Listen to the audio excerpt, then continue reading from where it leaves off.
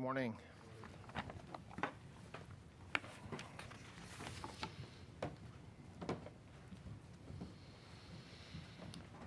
All right. Good morning, everybody. I'm pleased to be joined this morning on the stage with our DHS Secretary Blanche Mullin, Angie Salazar, who's the Acting Director of the Office of Refugee Resettlement at HHS, Tyson Duva from the Department of Justice Criminal Division, and our U.S. Attorney for the Northern District of Ohio, David Tepfer. Also, John Condon, Acting Associate Director of HSI. So thanks, everybody, for being with us today. So for years, open border policies threatened the security of our nation and put countless lives at risk. Under President Trump's leadership, the Department of Justice is working alongside HHS and DHS to secure the border and protect American communities. There's a lot of ways that we do this. It includes punishing those who exploited the system and smuggled unaccompanied children across the border during the prior administration. More than 475,000 unaccompanied children entered the United States during the Biden administration. 475,000. Over 300,000 cannot be accounted for at the end of 2024. The way that this happened was typically because the criminals calling themselves sponsors trafficked these children to the border, usually committing fraud to do so, and oftentimes the children were abused, assaulted, and certainly exploited. In some cases, individuals would sponsor multiple children, which required them to lie to government personnel and on government forms, claiming they were close relatives when in fact they were not. They would use fake or stolen identities and make other false claims during the application process in order to obtain custody of the children. I think I'm stating the obvious, that when government fails to protect our borders, it is the most vulnerable who suffer. And this department and this administration has zero tolerance for unlawful activity and is committed to protecting children who suffered the consequences of open borders. Today we are announcing the indictments of 3 individuals: Maritza Kawik Koch, her brother, Carlos Agustin Kawik Koch, and Gladys Marina Call Chen. This was out of the Northern District of Ohio. All 3 are illegal aliens from Guatemala who allegedly took part in a wide-ranging conspiracy to smuggle more than a dozen children into the United States by scamming the system and exploiting the loopholes created by the last administration. This is one example, one indictment, but it is not unique. There are over 15,500 super sponsor cases that we have identified along with DHS. And again, these super sponsor cases are when somebody sponsors more than 3 children, unrelated, and they're unaccompanied minors that come in the United States. I also want to announce today, from the same district in Ohio, the Northern District, the sentencing of another criminal illegal alien who was convicted, also from Guatemala. He was a 27-year-old man who came to the United States, smuggled in a 14-year-old child by submitting false paperwork and lying on the forms, claiming to be her brother, proceeded to sexually assault this young woman.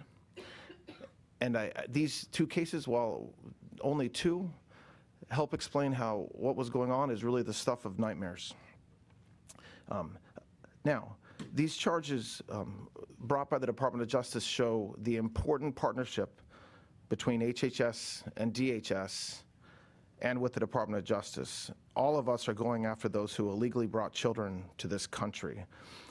And again, these are dangerous and lonely paths from wherever they're coming into the United States, and many of them have had heinous crimes committed against them. So leading and supporting the Department of Justice's nationwide effort against UAC-related crimes is Joint Task Force Alpha.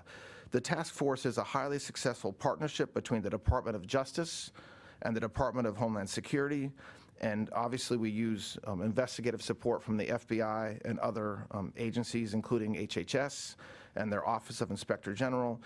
Their Joint Task Force Alpha's mission is to dismantle human smuggling and human trafficking rings throughout the Americas. So this is as is obvious from the numbers, this is a vast problem, but it's something that we're extraordinarily focused on and will remain focused on until it's completely fixed, addressed, and remedied.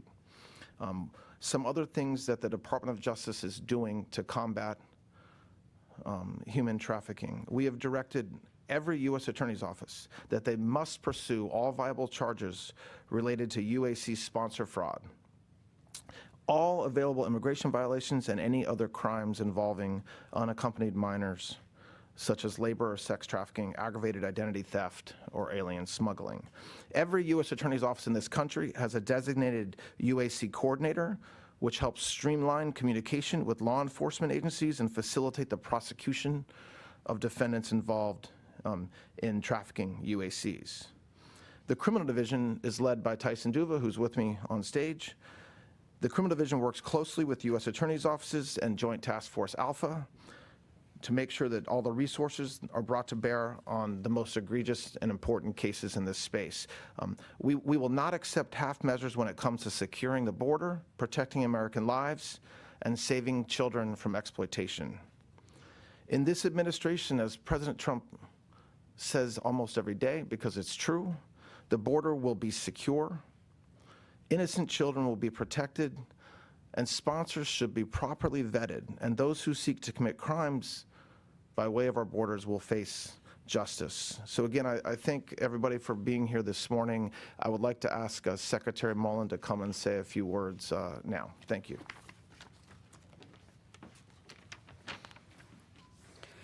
Thank you, Todd. And first of all, I want to thank the Trump administration and President Trump's leadership in going after the worst of the worst.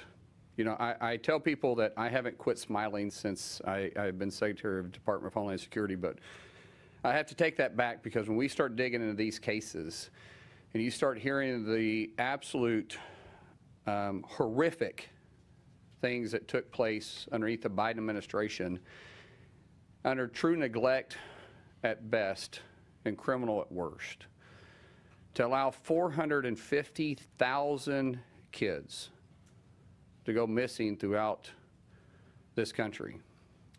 President Trump has made it a point to go find these kids. And because of our partnership with HHS and DOJ, Department of Homeland Security, truly using the best of the best, which the Democrats sometimes want to demonize, because a lot of times this is ICE, this is HSI, this is CBP. These individuals that the Democrats seem to want to defund, but because of President Trump, we finally funded them for 3 years. We're able to push and go find these kids. We found 146,000 kids so far. 146,000 kids. We still have nearly 300,000 missing. We're investigating reports to where some of these kids claim that they were raped 600 to 700 times. I don't care who you are. I don't care if you have kids, if you don't have kids. I don't care if you're a liberal, you're independent, you're a Democrat, you're a Republican.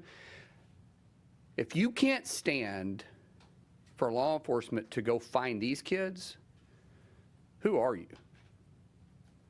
Who are you? Every leader should understand what's going on. And do you know where we're finding the most of them? Sanctuary cities. Because they know they're safe. That's why they're called sanctuary cities. Because of President Trump's leadership, we're going into those sanctuary cities. We have mayors like Mandami in New York who want to say you're not welcome. As a mayor, he knows what's happening on the streets. He knows who he's harboring, and at this point in abating. By saying that we can't go operate, we're going to. We're going to go find the worst of the worst. We're going to rescue as many kids as we possibly can. We're going to enforce our nation's laws. And we're going to right the wrongs that the Biden administration turned a blind eye to. It's because of President Trump's leadership.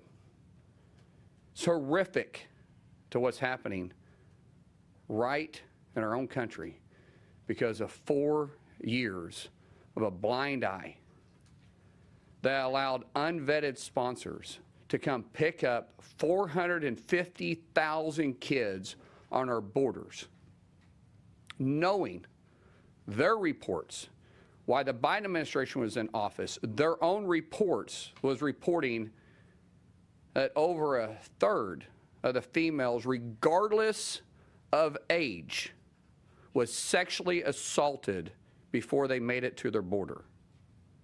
They knew it was human traffickers that were trafficking these young kids to the border, and then they were unvetting or refusing to vet the so-called sponsors, and there was 0 wellness checks. And they want to claim that Republicans, because we're enforcing the laws, is inhumane somehow? What's inhumane about taking care of our kids? As a father of 6 with 3 young girls, I will do whatever I have to do. I will move heaven and hell to go find these kids. And guess what? The same individuals that the Democrats want to demonize every single day, which is our law enforcement, is out there doing that job. And I am proud as I can possibly be to sit here as secretary to say, because of our relationship with DOJ, with HHS, and this administration, we're going to find you. And those that preyed on these young kids, we're going to bring you to justice. We're going to charge you. And we're going to work side by side with Todd Blanche and DOJ to make sure you pay for your crimes. So I want to thank President Trump. I want to thank Secretary Kennedy. I want to thank Acting Attorney General Todd Blanche for helping us fight against the worst of the worst and bringing them to justice. Thank you very much, Secretary Mullin. Angie, you want to come and say words? Good morning. Thank you. I'm Angie Salazar. I'm the Acting Director of Office of Refugee Resettlement.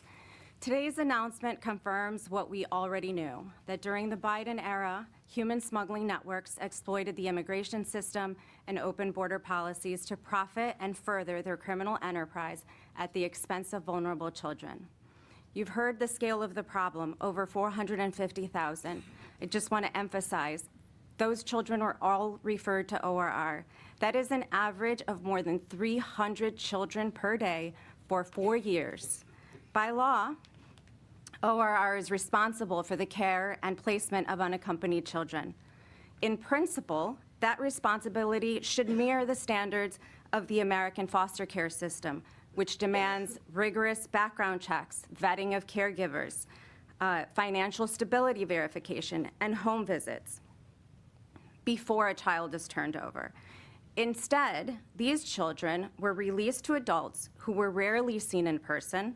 They were sent to addresses that were not visited or verified. The children were shuffled by contractors through airports and delivered to unvetted sponsors. In 2024, the DHS Office of Inspector General reported that nearly 300,000 of those children could not be accounted for. We continue to hear claims that this was merely a paperwork issue. It was not. When the government lacks reliable contact information or an effective means of tracking children, that is a child welfare failure. ORR suspects that over 40 unaccompanied children are linked to this organization via aliases, documents, or addresses. And this is exactly why ORR reforms are necessary. Under the strong leadership of Secretary Kennedy and President Trump, ORR has reviewed our data and identified over 81,000 addresses that were used repeatedly to take children. Over 76,000 instances where mandatory safety checks were missing. Over 97,000 cases that lacked background checks. And instances where fingerprint and DNA and human trafficking risks were either not required, ineffective, or applied in an inconsistent manner. The Trump administration has taken immediate action to find these children and close the loopholes. You've heard to date, we've located with Department of Justice and DHS approximately 146,000. Some have been located that were sexually assaulted, others deceased, and some committing heinous crimes. So what has changed? Today, ORR requires valid identity documents, fingerprint background checks. We identify repeat sponsors. We require DNA testing when family relationship is claimed. We also verify income, and we physically, most importantly, we physically verify the homes, the addresses, and we meet with sponsors in person. And for the first time, ORR is in lockstep with our law enforcement partners to identify bad actors and protect children. We are prioritizing child safety over placement speed and modernizing our systems to strengthen oversight and accountability. Every child referred to ORR's custody deserves protection. Thank you.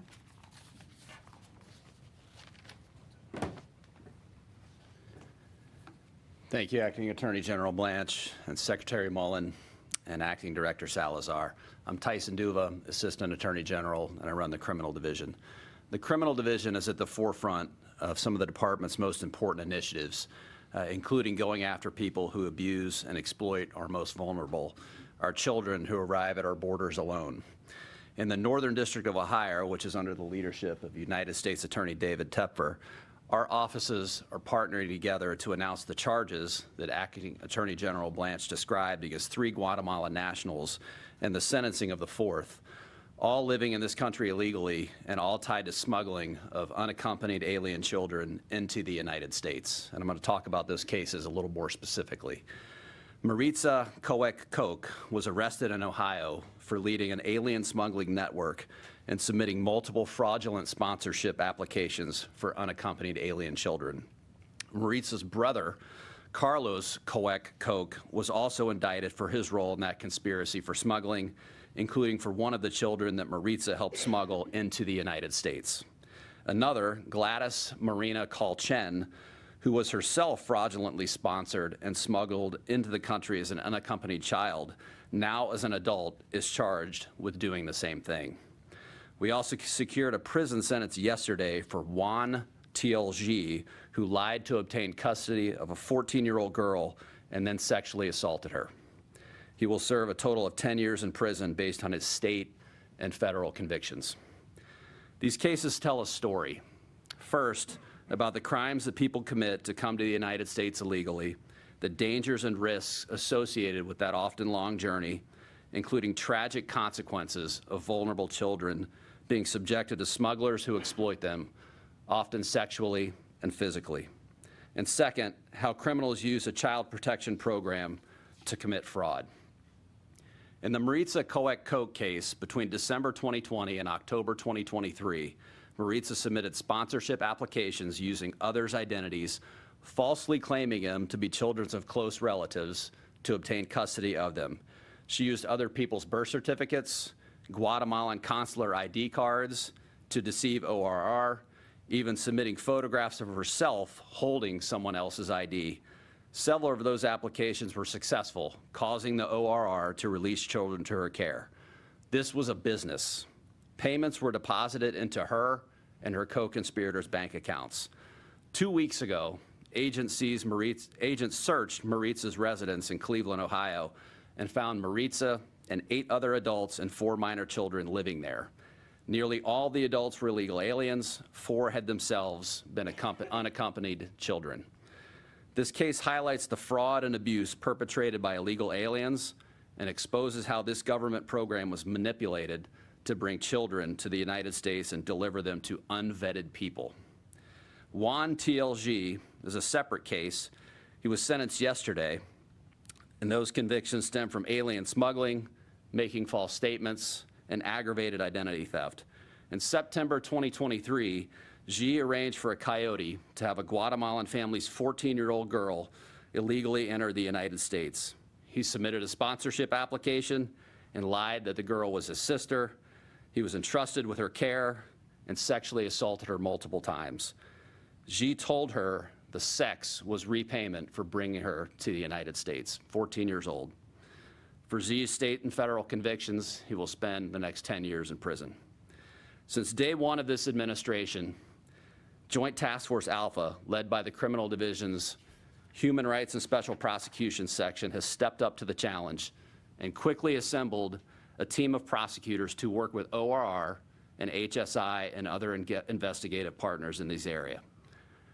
The cases announced today are just a snapshot of the important work, and there are others.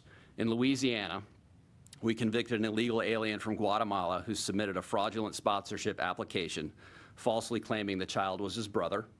In Georgia, we indicted 2 illegal aliens from Honduras who targeted a child online, lured her to the United States, and filed a fraudulent sponsorship application to gain custody of her. In Kansas, we indicted another illegal alien from Honduras and a Kansas woman for fraudulently seeking to obtain custody of a UAC.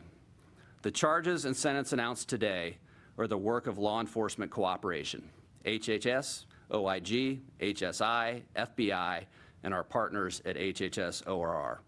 I would like to again recognize U.S. Attorney David Tepfer for his leadership and excellent partnership on these cases charged in this district, and the prosecutors and agents on the line who handled the cases, did the complaints, brought them to grand jury, and handled the sentencings.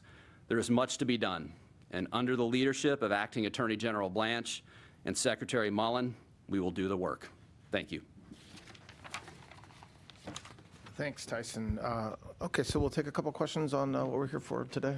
Go ahead. So I have an on-topic and an off-topic. The on-topic is, first of all, is this problem still widespread, or has it been completely stopped? Secondly, you said you located 146,000 of them, and 300,000 are still out there. What's their fate? Are they being deported, or are they being allowed to stay in the country? So let me, I don't know, Secretary, you want to address the first question, and then I can handle it from this one. So on the 146,000 we found with their sponsors, though some of them were just wellness checks that we went through that were maybe not vetted correctly, but the child was okay, the person was in the country legally, we were able to check that off. The other ones were criminal. So those that were exporting the children were charging. DOJ is helping with that. Some were in labor trafficking rings. Some were in sex trafficking rings. Some we couldn't maybe prove that either the child was being utilized in that way because the child was refusing to speak. We have either found legal sponsors for the child and then have gone through the process of deporting the individuals.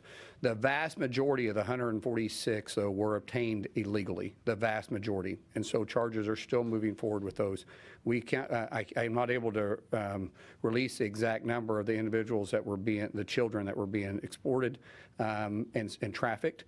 As the gentleman spoke right before me, some of the individuals now that were brought over children are now adults. The ones that are here are adults. We're working on the process of sending them back. And so is this widespread? And then I have a second question. Still widespread. Go ahead. Is this still a widespread problem at the border? And then I have a second off-topic. Whether it's, well, I mean, it's not widespread. I mean, I think it's pretty, I don't think there's any dispute. The borders have been closed to folks that are not allowed in, and it's been that way for over a year. But yes, we are still dealing with a crisis in this country from what happened for 4 years. And one of the reasons why we wanted to have you all here today is to remind folks of the crisis that was created that we are still dealing with. When you talk about numbers and you say 450,000, right, and then you say 300,000 are still unaccompanied, are still unaccounted for, at least partially. And then when you look at the great work we've done in a year, 100,000+, that's all great, but there's still a tremendous amount of work left to do. I mean, and will we be finished in a year? No. No, I mean, this is a problem that was created for a long time. It's hard to find. I mean, what Acting Director Salazar talked about is true. Like you have over 81,000 addresses in this country had multiple unaccompanied minors associated with those addresses. And that's the crisis we're dealing with. And on the UFC fight, I'm not going to talk about the UFC fight. We're just here to talk about this. Would you abide the judge's order if he does order that it be blocked? I'm not going to talk about the UFC fight. We're here just to talk about why we're here today. Go ahead. Thank you. Just a clarifying question on that. Why would children not be eligible for U or T visas even if they've aged out? And second, if I can, are there still efforts to expand child and family detention for processing these people, or these migrant children? Who wants to answer the first question? You answer the first question? Go ahead. Yes, if we identify that they're victims of crime, which is what the 26 crimes under the U visa, or human trafficking, right, held against their will for commercial sex or forced labor, they will still be eligible, of course. So those people aren't being, or those children, or if they've aged out, they're not being deported? Even if they've aged out, if you're, like the laws here, if you're a victim of those crimes and law enforcement certifies them as such, then they're entitled to those. Other questions? Sorry, and the second on detention. Yeah, what's the second one? Are there still efforts to expand child and family detention? To expand child and family detention? I don't know if that's Mark. So we only have one family detention center right now, and it's in Texas, because of President Trump's secure border. And we have 0 coming into the country illegally at this point. The detention center is not even close to being at capacity, so we're those that are being held there, we're looking for replacements and trying to get them back to the country where they came from and enter the country illegally from. Just on 0 people crossing the border, the SABRE program run by counties in Arizona through California, they are saying that they're still seeing unapprehended crossers. The apprehension rate is 33% there, so people are still crossing the border. So when we start talking about the 0 entries, there's no one that we are apprehending that we're allowing into the country. I'm sure there are some gotaways because we're still building the wall to secure the border, but that number is extremely small. We went from having tens of thousands a week, sometimes in a day, to single-digit numbers, but we aren't able to see that. That's why we're building the wall. That's why President Trump has made it a priority to get the wall built from the Pacific to the Gulf of America. We will have the primary wall completed probably this time next year, and we'll just have very small corridors for individuals that's going to be trying to enter the country legally, where we can allow them to enter if they truly have a claim or have the right paperwork in place. But we are allowing no individuals to claim asylum to come into this country unless they can truly prove by legal statute what they have to require, not because they say the correct things on a handwritten card, but prove that they have an asylum need. Thank you. Secretary Mullin. Thank you very much. Question for the Attorney General and question for Secretary Mullin. Attorney General, I heard Secretary Mullin call this true neglect at best. I'm wondering, what is the evidence that government officials knowingly participated? In other words, are you alleging that the previous administration knowingly approved sponsor placements despite knowing there was evidence of fraud? Or are you alleging failures in screening and oversight? And can you just talk about the evidence that might support that distinction and be specific about how it applies to a certain number of cases? So I don't think it can be disputed that the last administration knew this was happening. I mean, putting aside the public reporting about it at the time for many years during the Biden administration, we didn't go and hire forensic accountants or rock star federal agents to find out the data we're showing you. It's data that the government had and that government possessed. And so there were individuals occupying positions of leadership in this country that knew this was happening and and this is what Secretary Mullin was talking about, either didn't care, encouraged it, or a little bit of both. I don't think that can be disputed. I don't think you're going to get DHS officials from the last administration telling you, oh my gosh, we're shocked. Wait, you're telling me there were hundreds of thousands of unaccompanied minors? Oh my God, I had no idea. That's not true. Of course I knew. And so I don't, and when you talk about the outrage that is hopefully coming through from what Secretary Mullin said and what I'm saying now, it should be outrage amongst everybody that this happened, and it did happen. And so whether somebody closed their eyes to it and whether somebody just, was negligent, or whether it was something much more intentional and part of a policy that was in place to literally just have open borders, including unaccompanied children who were being abused and trafficked. That's not for me to answer, but I will tell you that this is not something that we had to dig far and deep to uncover. I mean, we've been talking about it since January 20th, and we'll continue talking about it. But yeah, so I don't look. I'm not indicting the past leadership right here on this podium, but you also cannot ignore what was an incredible dereliction of duty at best. To say that it was encouraged, though, is quite a charge. I mean, what evidence do you have of that? What evidence of what?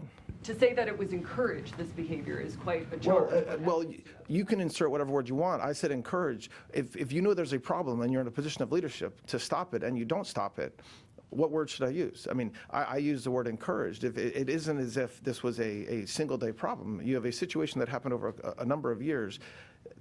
They knew it was happening. It was brought to their attention it was happening, and they didn't do anything to stop it. As a matter of fact, when you look at the end of 2024, and there were 300,000, like you just think in your mind that number and that number of young children, and then we had no idea where they were in this country. I mean, I continue to use the words encouraged. So.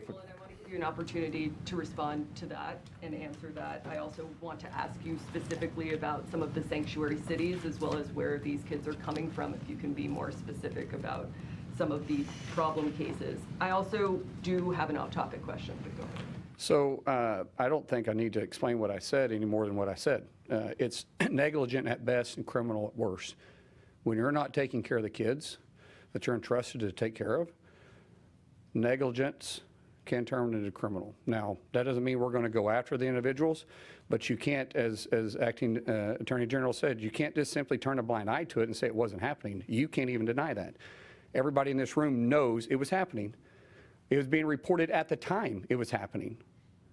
And there was no outrage, and no one tried to hold these people accountable. And kids now have been paying for it.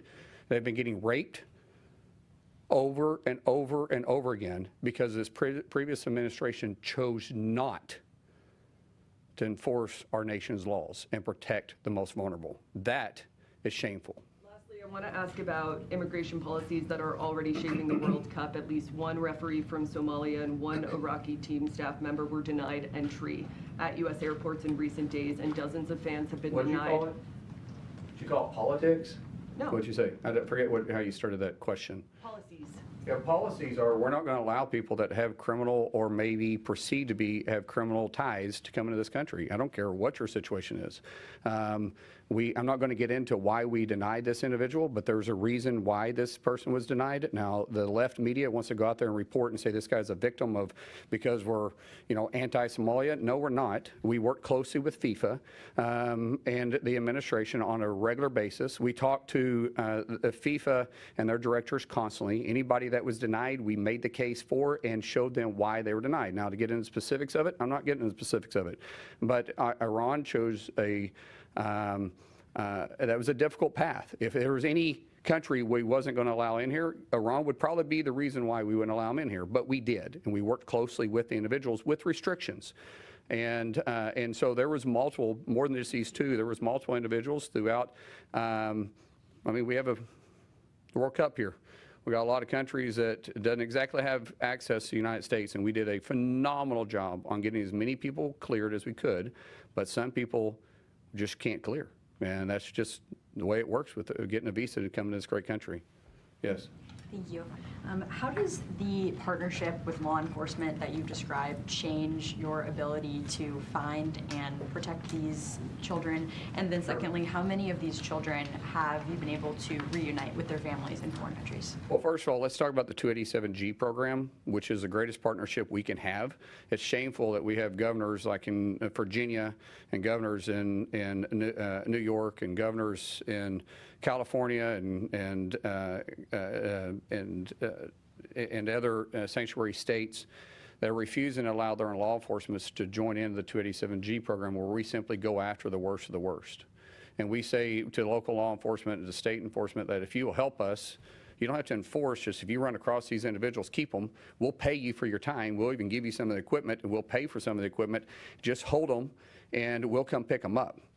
And we have sanctuary states now that are popping up, and like New Jersey, that are saying, no, it's against the law for any state agency or any local agency to join in the 287G program to enforce our nation's laws. I don't even know how that's possible, to be honest with you. Why wouldn't you want to take the worst of the worst off your streets? Why would we allow it? Let me just give you one statistic. 50% of all the murders that's happened in Fairfax County are by illegals. 41 individuals in Tennessee have been killed this year by illegals, well, in the last 12 months. Why?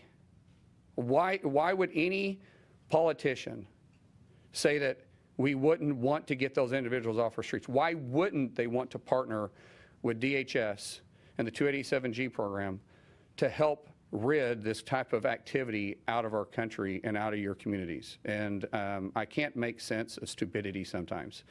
We allow political theater to get in the way of actual law enforcement. And all we're saying is let's protect our streets. And let's make sure that our kids can go play in our yards, that you guys can go on a run in the mornings. You that live in Washington, D.C., you know what it was like 2 years ago? What's it like today? Can you go run the streets? Can you go run the Capitol and feel safe? Could you have done that 18 months ago? No, and you know that. But because of President Trump's strong push for law enforcement, our communities and our cities are becoming safe again. Why wouldn't any elected official want the same in their backyard? You spoke about Mayor Mondami and sanctuary cities. How do you envision the operations from your department in New York or other sanctuary cities as compared to what happened in Minnesota or California prior to you being secretary? When you take somebody like Mondami, who is just this radical socialist that's anti-law enforcement, anti-police, it's shameful because NYPD is awesome. They're phenomenal to work with. They have the best crowd procedures.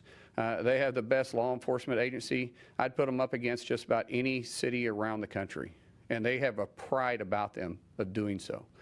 But you got a mayor that's not allowing them to do their job. And it's shameful. All these guys in the NYPD, they just want to go to work. They want to do something that they feel like they were called to do. And they're great at it. But they got a leader that's handcuffing them. And hopefully the people of New York will wise up and get a true leader in there in a few years. How would your operations look different than Minnesota or California? Well, if we had partnership with NYPD, we could clean that city up in 30 days.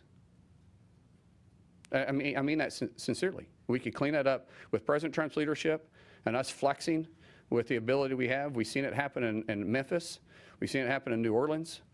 We've seen it happen right here in Washington, D.C. We know how to do it.